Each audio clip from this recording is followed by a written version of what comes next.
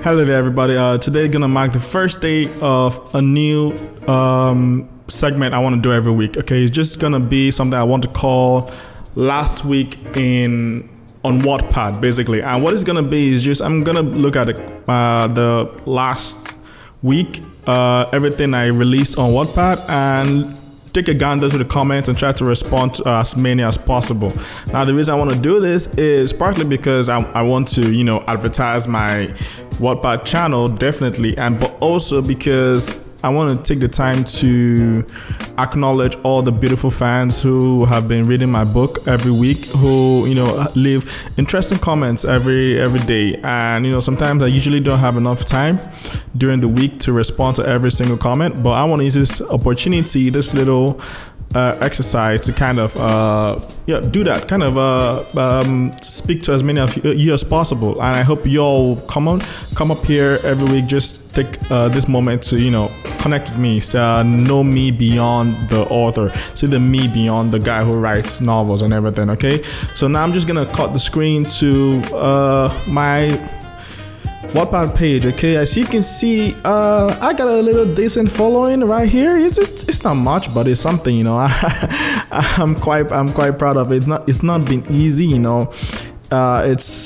It's all thanks to you guys. Everyone who's been following me since the beginning, and who've been telling their friends to read this book and everything like that. I thank all of you. It's all because of you guys that this is possible. So thank you very much. So last week I released, I think, 3 chapters on Wattpad. Okay. Definitely. You know what? I'm gonna just put this up there as a spoiler for my book. If you haven't read my book, don't read this. I don't think you should actually look at this, because it's gonna contain a lot of spoilers. Okay, so I'm just gonna begin. Okay, first of all, I released 3 chapters. Basically, all of them were on building an empire, Empress Foundation, and this just follows, the birth of the first empire in the continent of Drazer. Okay, now, like I said, I enjoyed writing these chapters because it was a little bit outside my comfort zone, because I'm very good at writing action scenes. Okay, action. I'm used to writing, bad guys beating up each other, a good guy coming in saving the day and all of that. Those are easy to write, but building an entire nation, you have to know how politics work. You have to know how economy works. You got to understand all these little intricacies, and I had a challenge of writing these things, but yet not making the entire chapters boring. Okay, this is one of those. So what I did was, I think something you can do is, if you're writing something you feel might be very monotonous and very boring, you can try injecting some humor every now and then, like every couple of paragraphs, just have a little bit of humor thrown in there, just something to kind of break the flow a bit. Or it doesn't have to be humor, even it can be a reaction from someone and really probably angry or surprised, and just something to break up the monotone a bit. It helps, to shift the reader's boredom. Okay, because reactions are interesting. They elicit a response from you, compared to just reading an endless drone of just political bullshit. Okay, so yeah, that is one thing which you can use in your books too. All right, so yeah, it's just a free tip from me to you guys. Use that in your novels and your whatever, and your writing when you get down to writing sometime. All right, so how the format I'm gonna do this whole thing in is, first we're gonna read through what are called inline comments. Okay, inline comments are basically on Wattpad are basically these things where if you read through a novel, you can leave a comment on a line in the novel, so the author knows that you're commenting on this particular issue or this particular phrase that was said in the novel. Okay, and then there's regular comments at the end of the novel. So I'll first read through the inline comments, and then go to the end of the novel and respond to those. So for the first chapter of this week, Empress Foundation, number 1, our first inline comment of the day comes from Tomato Blast Infinite. And she says, "Can't believe I woke up early just to see this. Amazing." I'm loving your comment. Thank you. I can't believe this is the first comment I saw. It's very positive, and I'm very happy for that. You can see some very nasty comments sometimes. So I'm very happy that this is the very first comment. So this is kicking us off to a very nice, very nice, very nice start. So let's continue. I'm loving this. Okay, so any other inline comments? Let's see. Let's just scroll down. I'm not seeing much. Again, this is a lot of politics. So many people didn't really respond that much. Okay, let's see here. We have an inline comment here. Okay, so he says, we had Layla glanced at the mirror to ask the question and then answered, because a position inherited by birth can never be appreciated as much as one acquired through merit. Since she had acquired the attention, Layla continued. Countless empires in different worlds have fallen because of infighting between children of kings and emperors. Corrupt politicians wrap these children around their fingers, forcing them to fight each other to claim the ultimate glory. Sometimes the more worthy child ascends the throne, but more often it is a more corrupt one willing to do anything, no matter how vile, who eventually wins. Now, this was just an argument I felt Layla would make, because she is more exposed to our world and the way our politics have worked or have progressed over thousands of years. And it is true that people who inherit positions, not just in politics, but any facet of life, something you inherit, something you get just by being born, is never appreciated as something which you worked your ass for, and that's just the truth. And Grimnir SJ says, even to today, that is still a practice, though slightly modified in form of a political dynasty. At least in my country, I'm not sure about the others though. I'm not sure where he lives, but it is true that in many countries right now, power is passed on through families, okay, and it's just, you have like a family that practices politics, okay. It's such a random, it's just a normal thing for people to think about, but if you really stop to think about it, it's basically another form of nepotism, okay. These families are just passing down their political power, from one person to the next over and over again through many generations, and it's a very nasty thing, and we see it a lot in our modern day, everywhere in a lot of countries. Okay, we see that a lot. Even in my country, it's the worst. And here, I'm gonna apologize in advance because there are a lot of spicy takes in this, in these couple of chapters. So, yeah. I'm sorry in advance. Okay, so here, Layla says, democracy, huh? Layla revealed the tiniest of smiles. Let me open the comment line. Democracy, huh? Layla revealed the tiniest of smiles at the edge of her lips as she turned to look at King Chu Tianzhou.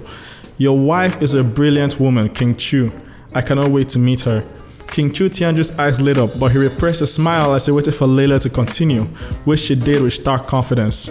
I too once believed in having the people decide their rulers. Layla glanced at Kashi and then said, unfortunately, in my world, someone proved to me that democracy is good on paper, but terrible in execution. She turned her attention back to the kings as she clarified.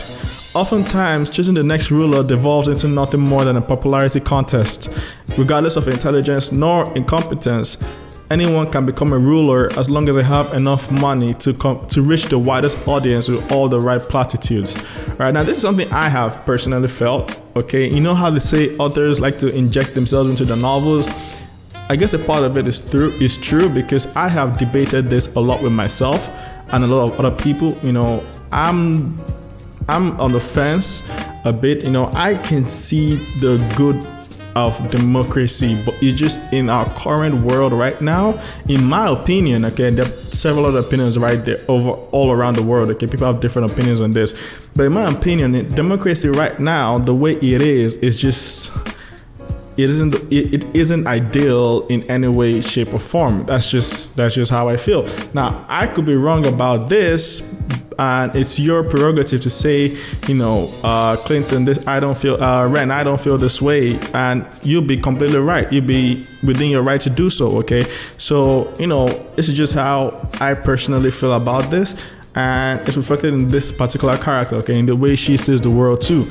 Okay, now we had Chad159 said, preach up. Amen, I'm preaching, and Grimnir was said a bit of an understatement at this point. So you see, I'm not the only one who thinks this. I love this. Okay, I hear a bell ringing and it rings truer than ever. Yep, words. And G looks at, if this ain't a nod to Trump, then nothing is. Okay, look, the funny thing is, when I wrote this, I wasn't particularly thinking about Trump or any leader in particular, but the truth is, it is true. It does apply to a lot of leaders in this current world. Okay, even in my country, like I said, a lot of people they just got that position because they were the more popular option, not because they were worthy of it, not because they worked towards it, okay, not because they have they're competent enough or intelligent enough to acquire that position, okay. So because of that, I don't like the idea of democracy because of that.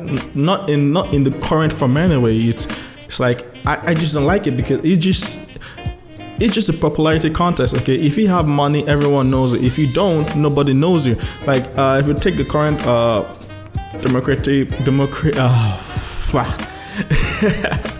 if you take the current Democratic Party, for example, right now, okay, there's some people, all right, who have some good ideas, like this dude called Andrew Yang or something like that. Okay, they have good ideas, but no one knows about them because they don't have the money and the reach that other politicians have, and so people don't really know about them.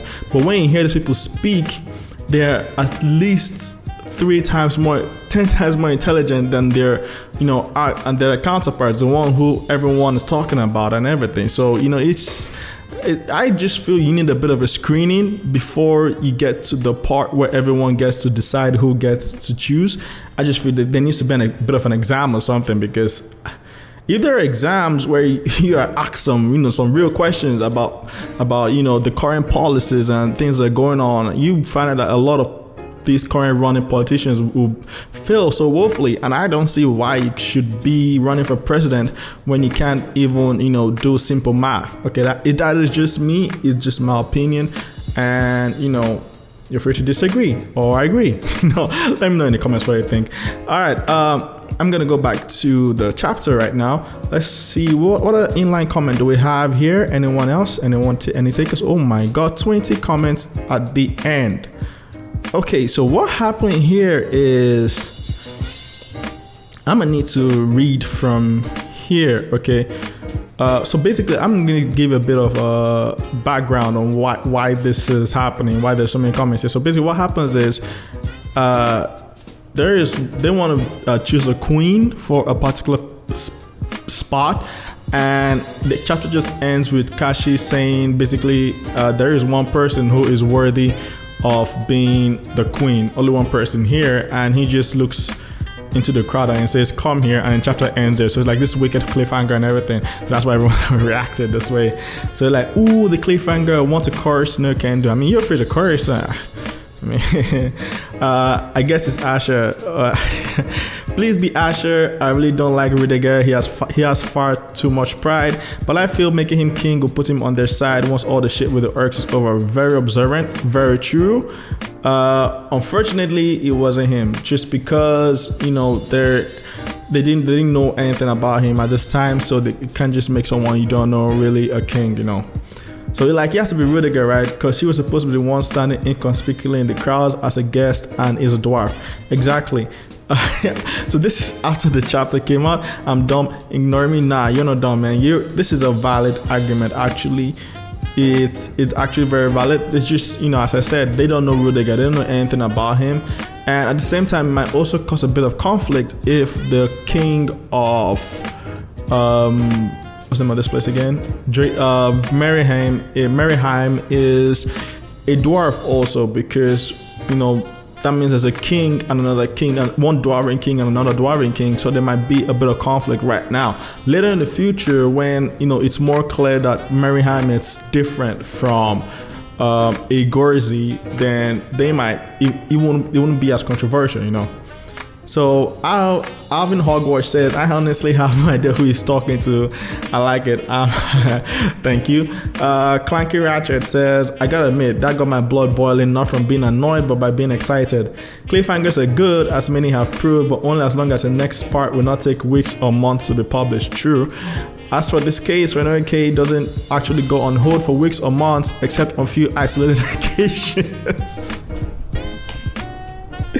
Okay, yeah, I am guilty of that. I will accept that. I'll take that. I have done that on the odd occasion.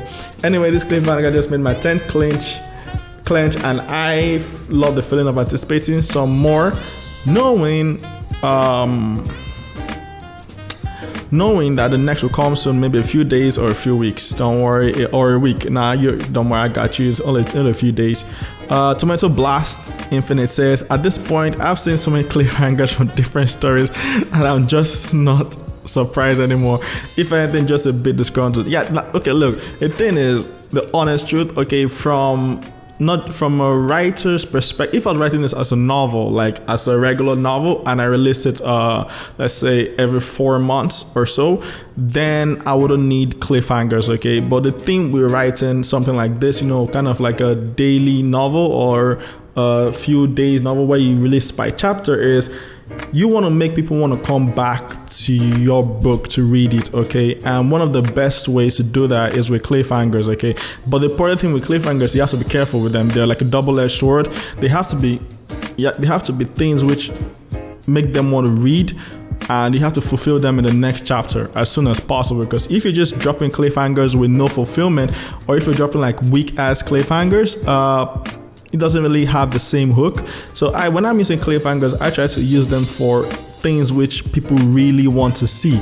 Like this, who is it? Like the question here now is, who is this? Who is he gonna appoint as king? And that is something people want to know a lot. So they are going to come back and see that. So that's when I don't use cliffhangers in just randomly. I try to use them, on things people actually want to see. And another thing is, you should feel, one thing mistake people make is they don't realize that you can actually have a chapter end. Okay, ending is important. Okay, there is some kind of arcs or so, mini arcs that just need to end on a chapter, and that ending, that fulfillment is actually pays off almost as well as a cliffhanger. Okay, so when something ends and people can end it there, they feel that release is and it's end of a chapter, it's very good. Okay, and let them cool down a bit until the next episode comes along, the next chapter comes along. So yeah, just keep that in mind. Cliffhangers are excellent, yes, but also very important is allowing your people to rest. Okay, that's just what it is. All right, now let's continue. Sorry, we're gonna look at this. I forgot. I just lost it. We're gonna look at this. Okay. Now we have some replies to this. Bizarre Small says, "I'd say annoyed would be more accurate." Okay. After reading in, I'm not sure what this means. I think this is Reddit, HFY, between chapters here. I'm not sure what this is. But anyway, he says there's a ton of really good stories there, and there's even an entire written list curated by actual people that are like librarians being like, oh, you like this type of writing? Well, here are some different things you should probably like. Although in some comment sections, you'll be going along and see references to all the story and be like, what is that? I need to find this because it's been made into a meme. It has to be great. Okay, this feels like my kind of train of thought where I'll start with a point and just as I just keep going on, I forget what I was originally talking about. Okay, so yeah, but basically, if you know what this is, I think this should be a Reddit site or something. So if you go there, as Business Model recommended, you go there, you find some really good novels, and they should have people who can tell you that this is good, go read it. Okay, I recommend it. Okay, I don't mind if people go read. I'm not one of the people that say don't read books or read mine. Now go read a lot.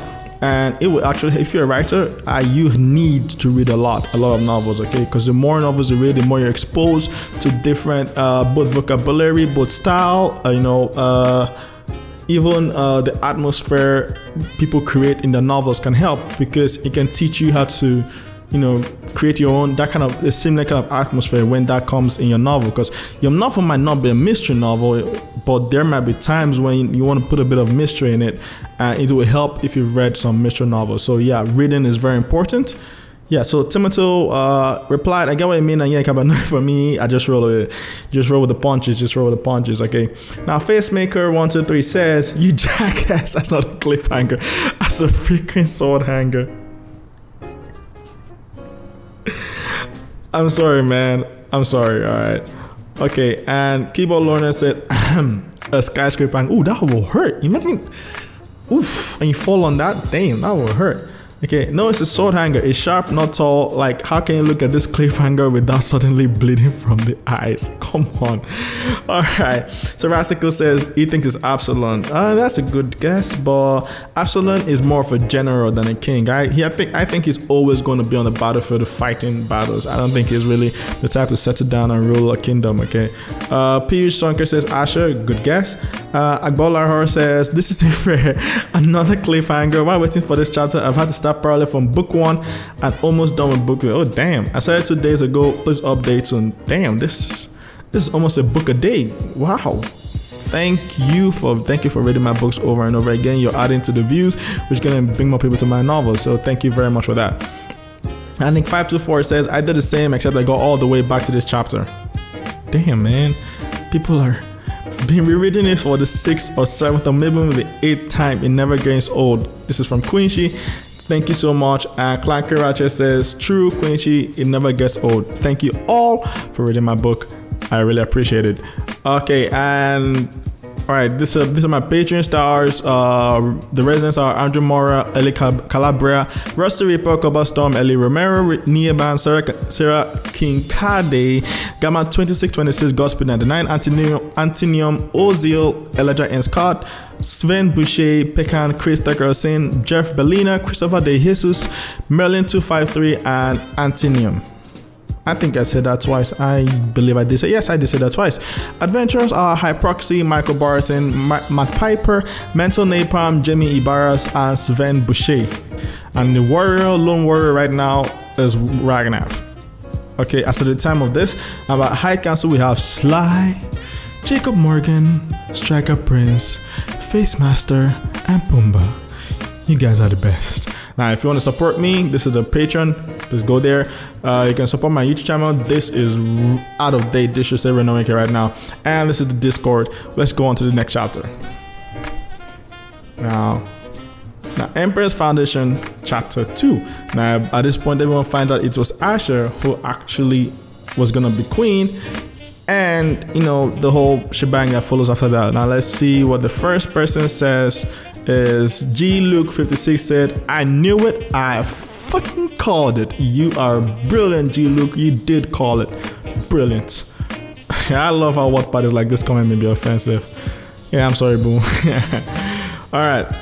The next one is King Jafier says to Asher, my sources tell me it's thanks to you that we do not have to fear Althanos retaliation. Is this true? And this Fred Gillis says wyverns.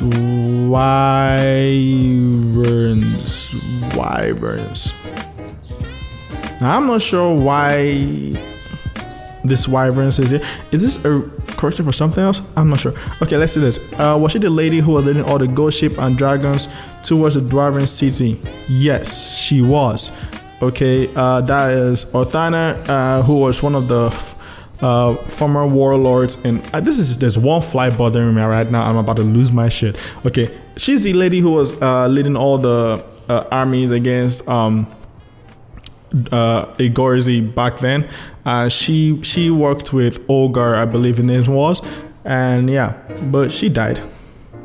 Yeah, like I said, yeah. So this answers your question. And Dark Angel 099 says the Biskin's queen like Brooke, but Brooke is stronger. Yep, she's not really a queen. She's more like a warlord. You know, they're different. There's not really warlords don't really get crowned. They kind of just conquer everything around them, and they are basically the lord of a certain area. But the reason why they're not kings or queens is because there's usually other warlords around, and they have to defeat each other. After they defeated every warlord, then they get crowned a king. You can look at the warring states period in China for an example of, warlords who are trying to become kings, or in their case, emperors. Okay. Now, the next inline comment is when we talk about film ministers. So Kashi says he's trying to convince Asha basically to choose to be a queen. And he's like, yo, think about it. You fought dragons. What a few annoying ministers in comparison.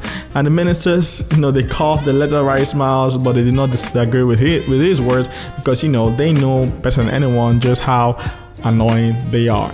And like I said, this is one of the examples of why I just sprinkle a little bit of humor in there. Let's just a little bit of levity. It doesn't have to be something that'll make you cry laughing. Just something just make you chuckle a bit. Kind of breaks a bit of the monotone, political talk.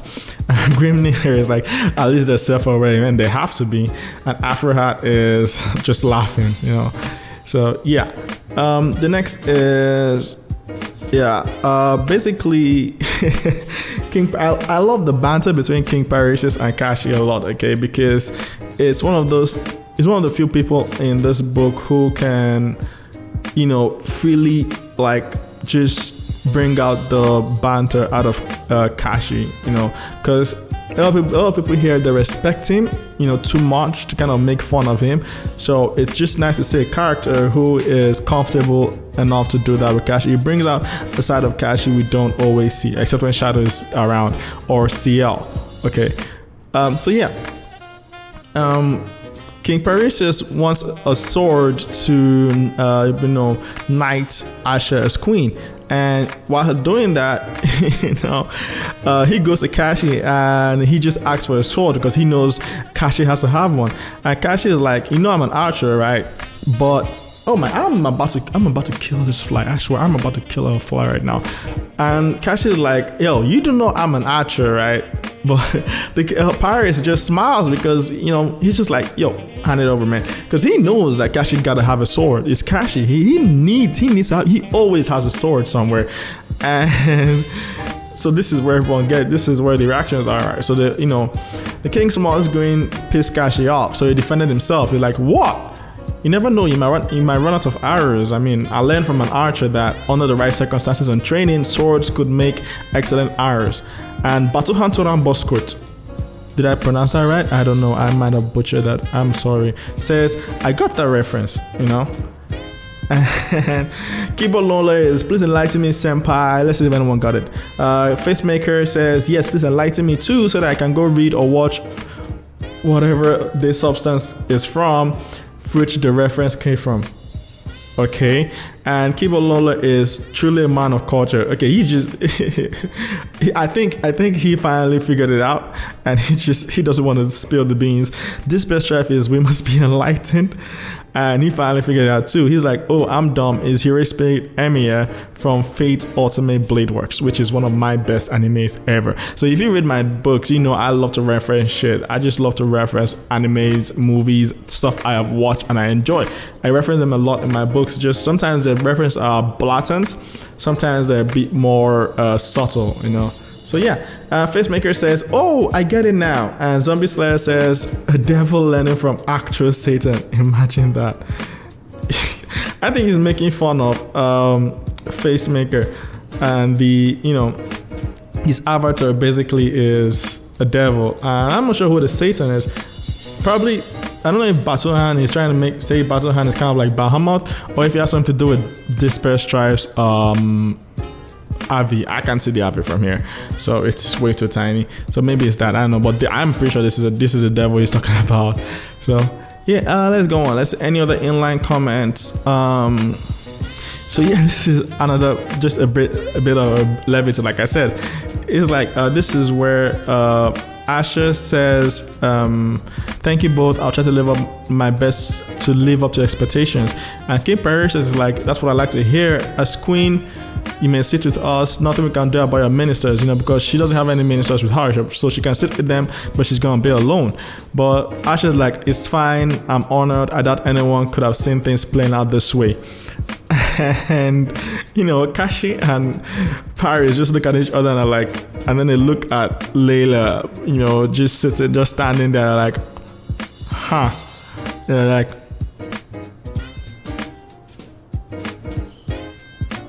because they know. They know. If anyone in this room knows that this is gonna happen, it's later.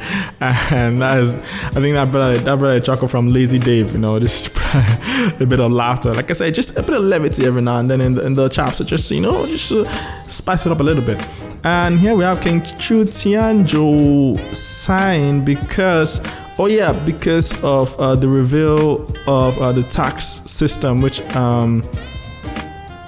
was proposed here. Okay. Now, this tax system did bring up a lot of arguments in the chapter, so we're going to talk about that in a minute.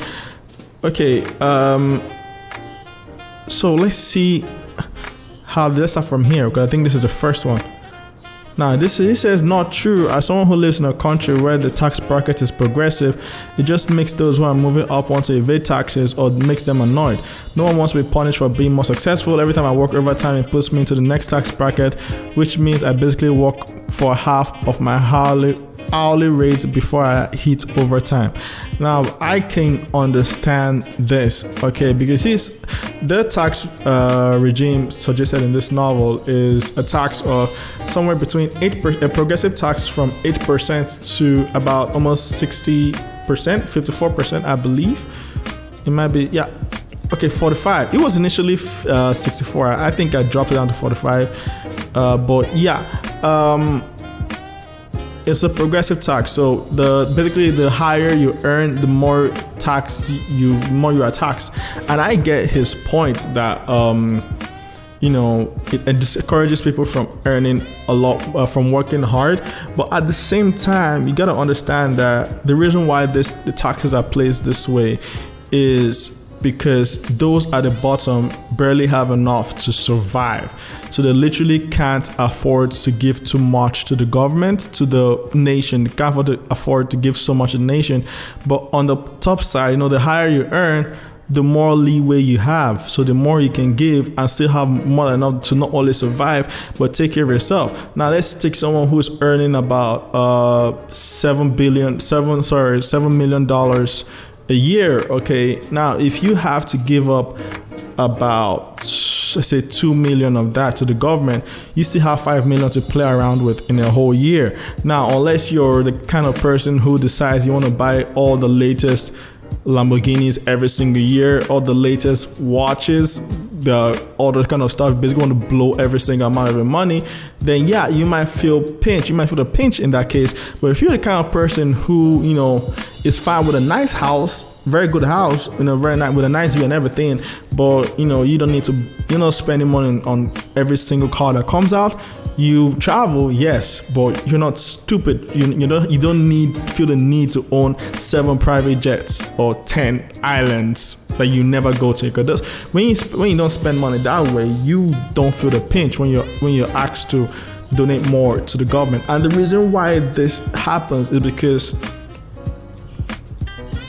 of policies. When you need something like a tax, like, okay, in this novel, the reason for the high taxes because they want to make education and healthcare free for everyone, because basically no matter how old you are, where you are, you can go to any school and apply and get a job in the school, the public ones, because they might, after this, there definitely be private schools and stuff like that. But the ones run by the government, you're gonna go there, by the empire. You're gonna go there. You can apply. You can get in there and basically get a degree afterwards. Also, if you're sick, you can go to any clinic that's run, public clinic, and get yourself healed and everything. So stuff like that. The reason why is because when you have this amount of money, a lot of money that can go into all of these people, you can ensure that everyone in the country is always healthy. Now, some people will have to donate a little more than others, but basically a lot more if you think about it. But if you are earning at that high level, you have a lot more leeway. That's just basically what I'm saying, okay? But I can understand why some people don't like it. It's a very fair argument if you don't like it, and I'm not here to tell you your feeling is wrong, okay? That would be wrong of me, and that would be that ends discussions. I don't feel that is a smart thing to do. So, I encourage discussions like this, and when I have people who debate this stuff for me, and even like I said, like I said, initially I was on a 64% progressive tax, but after talking to someone, I'd say, okay, that might be a bit too much. I feel like you shouldn't have to give more. You shouldn't give more than you're getting. Okay, you shouldn't get anything above 50% is way too much. Okay, no matter what you're earning. Okay, I just feel you shouldn't give more than 50% to the government or whatever, no matter what you're earning. And even if you're on a $80 billion mega whatever, you don't give more than you earn. Okay, that's just that I, after talking with someone, I felt okay, that makes a lot of sense. Okay, so yeah. Now, let's go on to the next comment. I spent a lot of time on that one. Okay, Stephen Card is like, reminds me of the Nordic countries, Sweden, Norway, Finland, Iceland, and Denmark operate. Okay, he says they are welfare states run by market economies that can make the citizens pay more in taxes in comparison to the US. Not to mention the high capitalism that forces businesses to compete with one another, be fair to their market base, or die. Taxes and investment to the country need to be taken into account as well, since the business in the US may be able to move company assets offshore to avoid taxes, but may find the practice a lot harder in Nordic areas with a heavy penalty. Now, a very abbreviated version of how they work by cited quotes come from the Prime Minister of Denmark, how his country is a market-based economy, along with quotes from the other experts and ministers within the other countries, in the Wall Street Journal article, among several others. Of course, the main one is an opinion piece which should be taken into account. Now, I don't want to open this, but this is the link. Basically, this is just someone who I read a bit of it, and it has some very good points, so I feel you should go read it. It will open your eyes. Okay, now this was also compared to the anthropology course textbooks and academic articles, which look at how the US ran the economy versus other nations like the Nordic countries. History, culture, investing, religion, and more ended up culminating in this final research. So basically, what I learned from that article when I read, again, keep in mind an opinion piece, but what I read is basically, while so many people call this country socialism, they operate more on kind of something which they call ruthless capitalism, okay? Because they work with a lot of free trade, which just means they don't tax each other for letting things within a lot of the countries close to them. They don't tax each other that much. So you trade within them is heavily encouraged. So you don't have people who will be like, I don't want iron coming into my country because I have iron in my country and I want to sell my iron. Okay, you don't have stuff like that. Even if iron comes from outside, if it's cheaper and of better quality, people in your country are going to buy that iron rather than buy your own. Okay, but they are fine with that. It's a ruthless style of capitalism, and it helps the middleman, the little man, because little people just want the cheapest stuff. And what you see in a lot of other countries is things like, companies, the top companies pushing for taxes, heavy taxes on certain things because they want to hold the monopoly on them. They want to prevent, other countries from buying that stuff, from other countries from bringing that stuff in for cheaper. Okay, you have stuff like that happening, and I just feel that isn't the right way to go about it, but whatever. Again, it's up for debates or not, Now, our next comment is basically, so this is an argument which someone made, okay, like you want to give free education to everyone. Are you not gonna be afraid that when these people are educated, they're gonna want to rebel against you, push you out? But Lele is like, nah, I might seem that way at first, but the truth is, it's much more difficult to entice an educated man to rebel than a fool. A nation of intelligent men and women is the strongest foundation upon which an empire can be built. The uneducated, however, are like shifting sand, easily blown whichever way by enticing winds. Okay, and that's just the truth. When you're educated, when you usually know, you can see the prosperity in peace, because it's much faster to prosper in peace than to prosper in war. Okay, so when you're educated, you see that, but when you're not really educated, you don't appreciate peace as much. You just like, I don't like my current situation, so I'm gonna, go join the rebel and try to bring down the establishment. It's so easy to, just deceive the uneducated into doing what you want, kicking them up into a frenzy. Okay, so yeah, that is why you want intelligent people in your nation. The one other the bad part about having in an intelligent nation, though, is that as a leader, you can't, just deceive them with fancy words anymore. You actually have to put in the work. Okay, you can't just say, I'm gonna do this or this is gonna happen and hope for that to happen. Okay, that just ain't happen. All right. So yeah, this is our last inline statement. Let's look at this. So this chapter is all about war/empire building. Literally, yes, that's just all they are.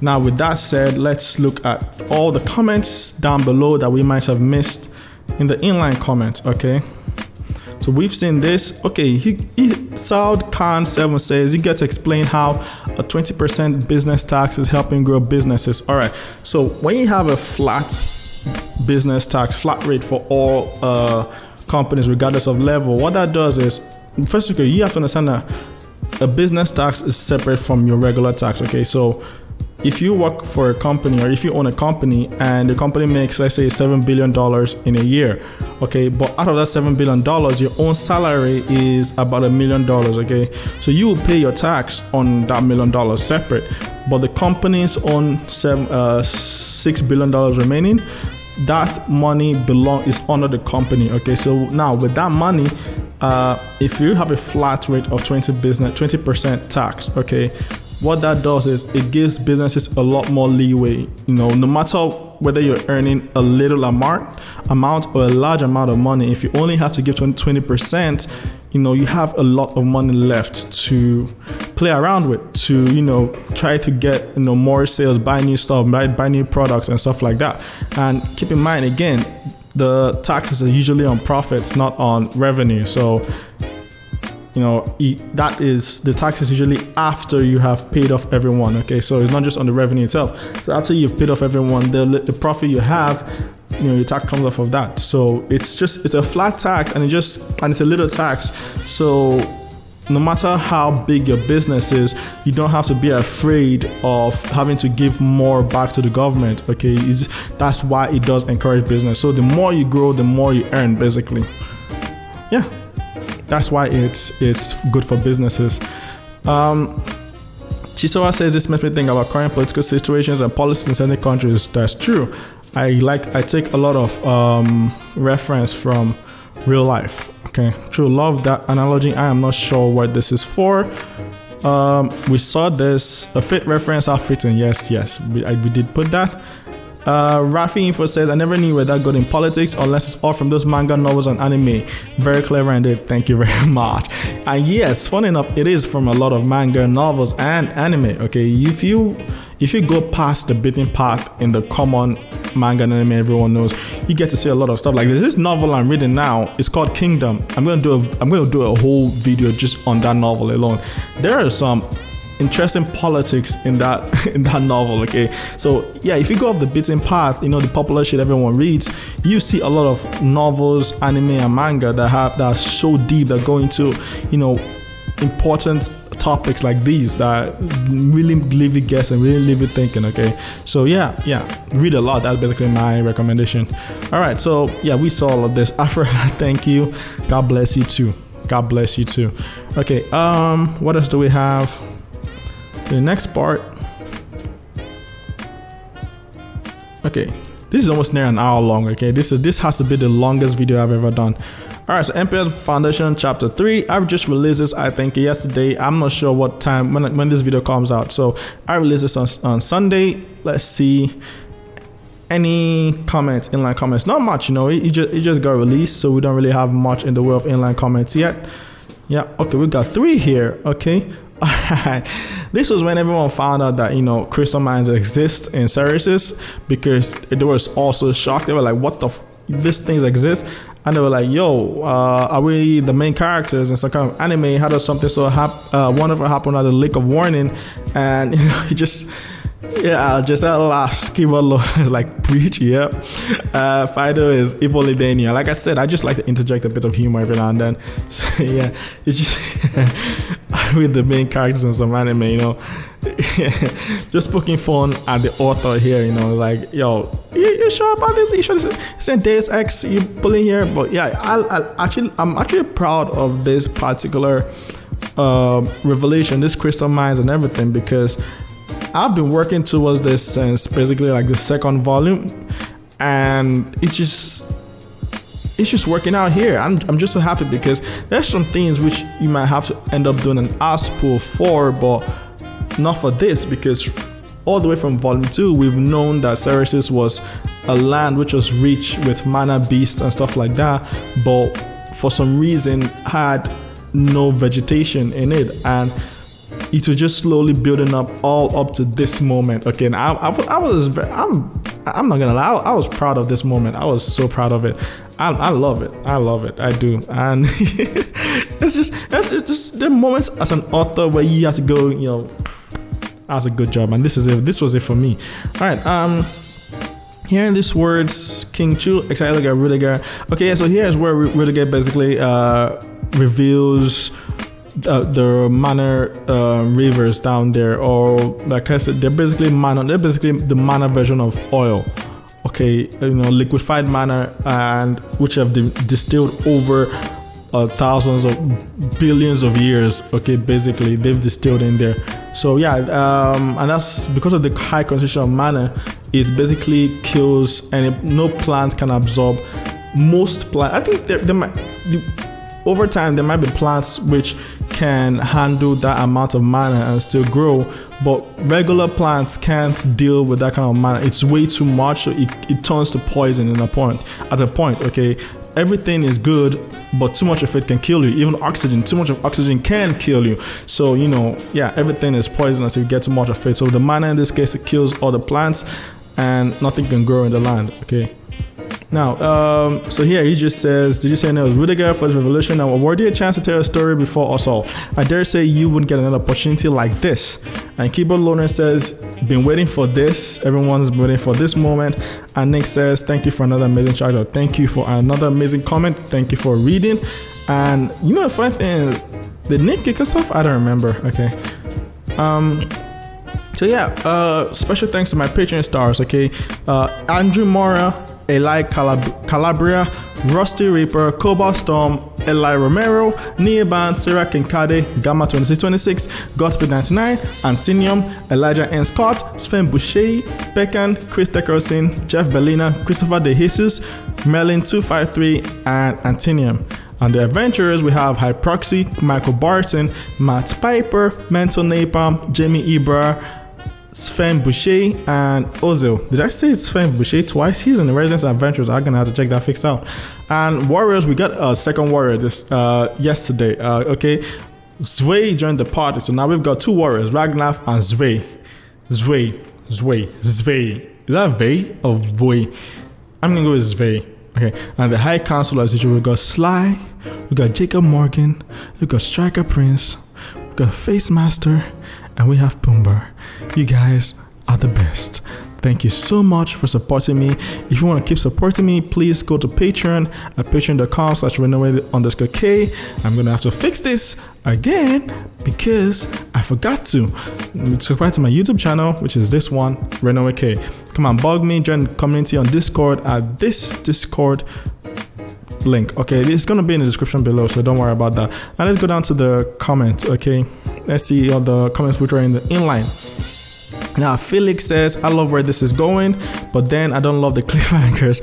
Please update soon. My heart's killing me. I'm sorry, boy. I'm sorry. I'm going to update very soon. Ardent Storm says, I absolutely love how everything's coming together. The combination of 3 volumes worth of writing leading up to the start of this massive event gives me so many chills. You're doing amazing, Mr. Writer Man, and you're doing amazing, Mr. Ardent Storm. Thank you for noticing that everything in the last couple of volumes has been leading up to this moment. Okay, it is, like I said, I'm actually very proud of this last couple of chapters because it's been a long time in the making. Zack Attack says, the Discord server refuses to work for me. Am I doing something wrong? Okay, I'm not sure why that wouldn't work. I would send you a message privately after this video to see if we can work things out. Okay, Josiah Patrick is crying. Okay, no, this is the laptop. We saw this.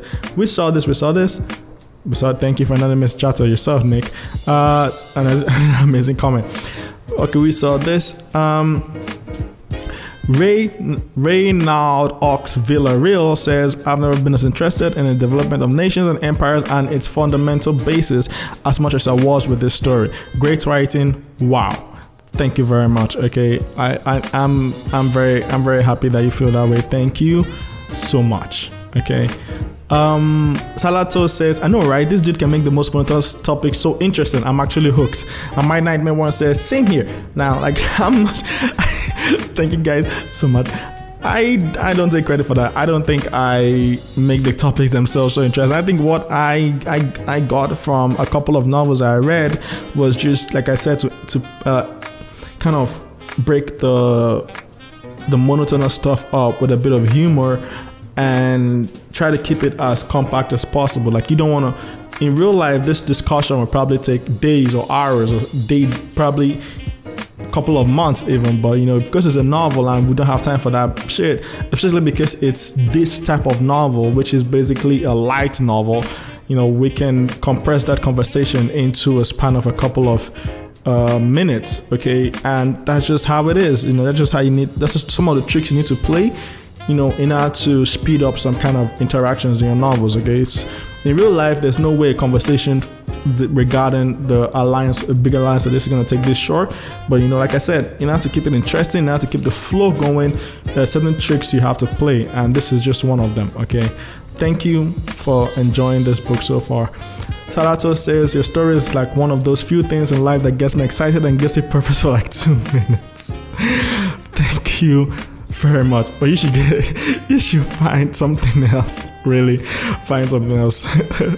No, not find something else. Add something more. Add something more. You're gonna add something more than just this book.